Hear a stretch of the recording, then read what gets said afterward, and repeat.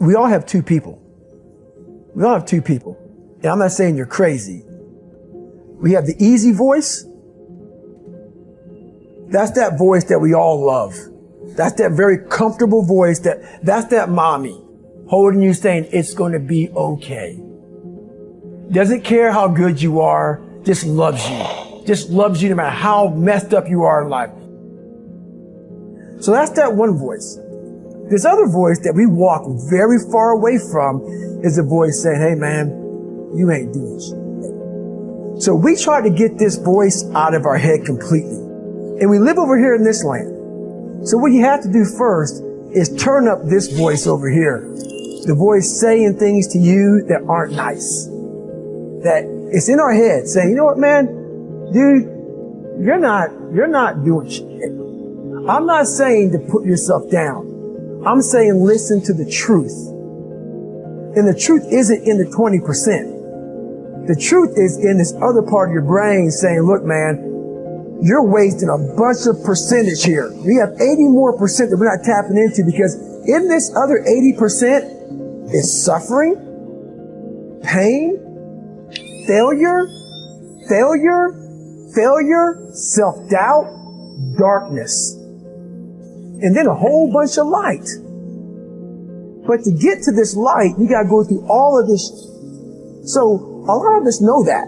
I can get over here, but over here, man, this is much better because I got to go through this journey that is not fun.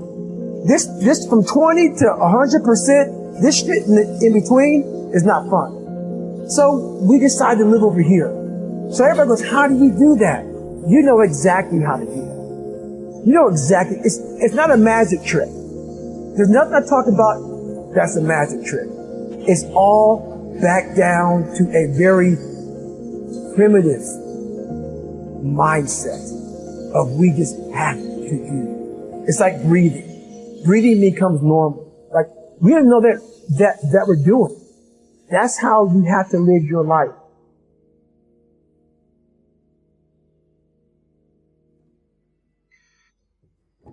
When that alarm clock goes off at 4 or 5 in the morning, your mind says no. You just say, it's just what we do. It's what we do now. Because to get to where you want to go, the amount of pain involved, I'm not saying physical, I'm not saying you got to break yourself off. The amount of mental pain of how many times you're going to have to do something that you don't want to do to get to where you want to go. When I was 297 pounds and I was fat as hell trying to be a Navy SEAL, the scariest thing in the world to me, even to this day, was that could have been the rest of my life. I thought then I was trying hard. That's the scariest thing in the world. I thought then, 297 pound, working for Ecolab, spraying for cockroaches, making $1,000 a month. I thought that was me at my 100% potential. Come to find out, a few years later, I wasn't anywhere near that. 106 pounds less, graduated Navy SEAL training, went on to do all these other things. Looking back on that was me trying hard. That's why people got to understand what is in us. We have no idea until we start trying hard. And I mean really trying hard, where you're obsessed with, hey, this is my new norm. My new norm is that, wow, this isn't always fun. It's not always meant to be fun. And that's when you know you're trying hard. Is that, and so people listening to us that maybe are at 20% or 30%, about, yeah, I'm going hard, I'm going max, and yet they're not seeing the results. Like, how do they actually shake themselves out of that? We're all in a battle with our own brains. That's all life. That's all life is. It's the most powerful thing in the world, is your own brain. It can work for you or against you. And as opposed to focusing on all those bad things that happened, all the things you didn't have, the people that called you names, all the stuff you're doing again, you start thinking, wait a second, I just visualized this, and now I can do it. The visualization got you through. It did. And I was able to visualize the end. So when I was 297, and I was all fat and out of shape, and I couldn't run a quarter mile, and I was drinking milkshakes and eating boxes of donuts, I visualized, man, how would it feel for a brief moment So there was 22 guys that graduated. I watched this segment on TV about these guys going through Navy SEAL training. And I couldn't even, I wasn't a great swimmer. I was afraid of the water, all this crap, man.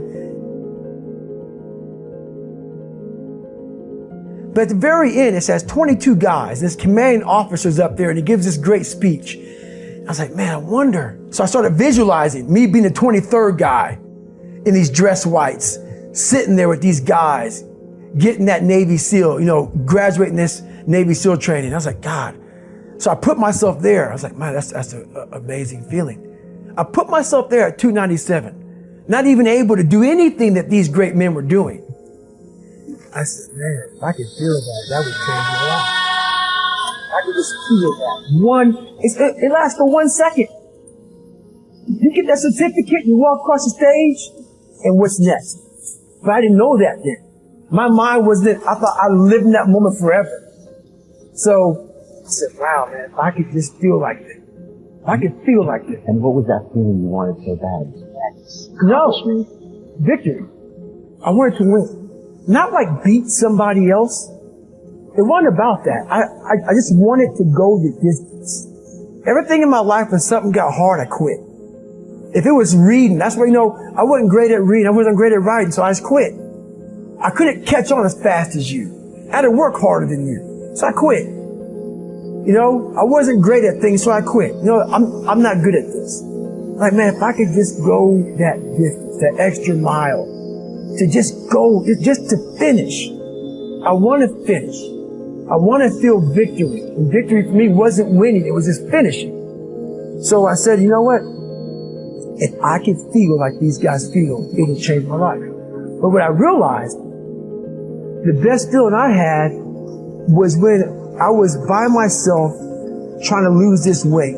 I had to lose it in literally less than 3 months. 106 pounds in less than 3 months. And literally, I started feeling victory just by putting myself in the battle. It wasn't about going to Navy SEAL training.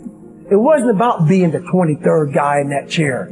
I started realizing, man, just by going to war with myself every day and putting these challenges and these goals and these obstacles, these insurmountable obstacles. So it wasn't about losing 106 pounds. Me losing 5 pounds was an accomplishment. Me losing 10 pounds and then 50 pounds. And then the more I did this, the more I gained confidence. And then the more I gained confidence, the more I realized these guys can't do what I'm doing right now. I had no coach, had no trainer, had no money. I didn't know how to lose weight. I had no knowledge of what I was doing. I was just working. I was just sacrificing. And then through that, all these different tools started coming up. But I would have never found these tools if I didn't put myself in a very uncomfortable place. We all look for toughness. We all want it, but we look for it in a comfortable environment. You will not find toughness in a comfortable environment. Those of you who are listening to this, whoever hear this, you will not find it.